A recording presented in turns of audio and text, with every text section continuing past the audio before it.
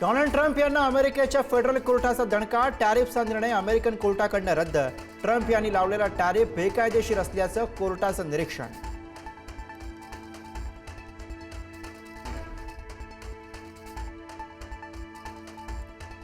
दिल्लीतल्या AI impact समिटमध्ये youth काँग्रेसचं आंदोलन. पीएम इज कॉम्प्रोमाइज असं म्हणत कार्यकर्त्यांचा पंतप्रधान मोदींवर निशाणा. काँग्रेसच्या या आंदोलनाला भाजपचं मुंबईत आंदोलनातून प्रत्युत्तर.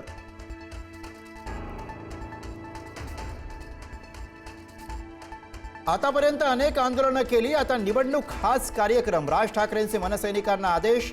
महाराष्ट्र सध्या आयसीयू मध्ये. सत्तेतल्या लोकांची सुद्धा एक्सपायरी डेट आहे. राज ठाकरेंची टीका.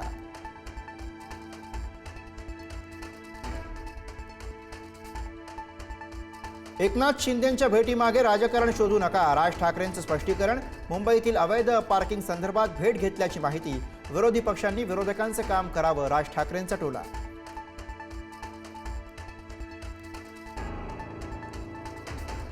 मुंबई महापालिकेमध्ये स्वीकृत नगरसेवक पदावरून ठाकरे बंधूंमध्ये मिठाचा खडा पडण्याची शक्यता. ठाकरेंची शिवसेना 3ही स्वीकृत नगरसेवक देण्याच्या तयारीत. मनसेला स्वीकृत नगरसेवक पद देणं टाळलं.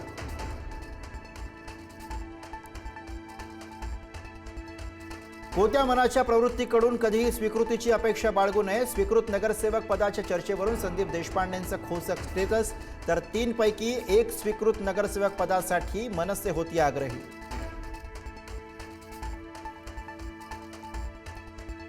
भिवंडी महापौर पदाच्या निवडणुकीमध्ये भाजपला सर्वात मोठा धक्का. भाजपचे बंडखोर नगरसेवक नारायण चौधरी महापौरपदी. महापौर पदाच्या निवडणुकीमध्ये काँग्रेस प्रणित सेक्युलर फ्रंटची बाजी. भिवंडी महापालिकेमध्ये भाजपचे 6 नगरसेवक फुटले. महापौर पदाच्या निवडणुकीमध्ये भाजपच्या स्नेहा पाटलांना 16 मतं. तर बंडखोरांवर कारवाईचा भाजप प्रदेशाध्यक्ष रवींद्र चव्हाण यांचा इशारा.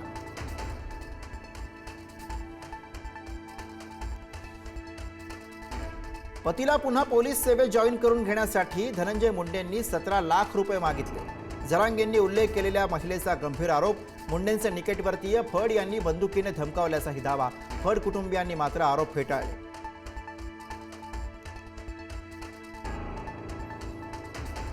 नाशिकच्या तपोवनमधील वृक्षतोडीला हरित लवादाचा मोठा दिलासा. तपोवनमधील वृक्षतोडीवरील स्थगिती पुढच्या सुनावणीपर्यंत कायम.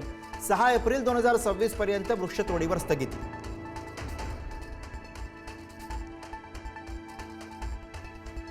इंदापूरच्या भिगवणमधील प्रकरणाला नवा ट्विस्ट. संबंधित तरुणासोबत स्वमर्जीने गेली. प्रियकरासोबत बारामती पोलीस ठाण्यात दाखल होत नोंदवला जबाब. आई आणि भावानं खोटी तक्रार दाखल केल्याचं प्रतिज्ञापत्रही सादर.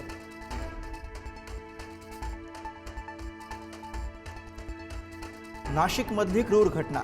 जंगलात मुलीचा रक्ताच्या थारोळ्यात सापडला मृतदेह. मृत मुलीच्या जाळ्यात अडकलेला होता चाकू. तर पोलिसांकडनं अधिकचा तपास सुरू.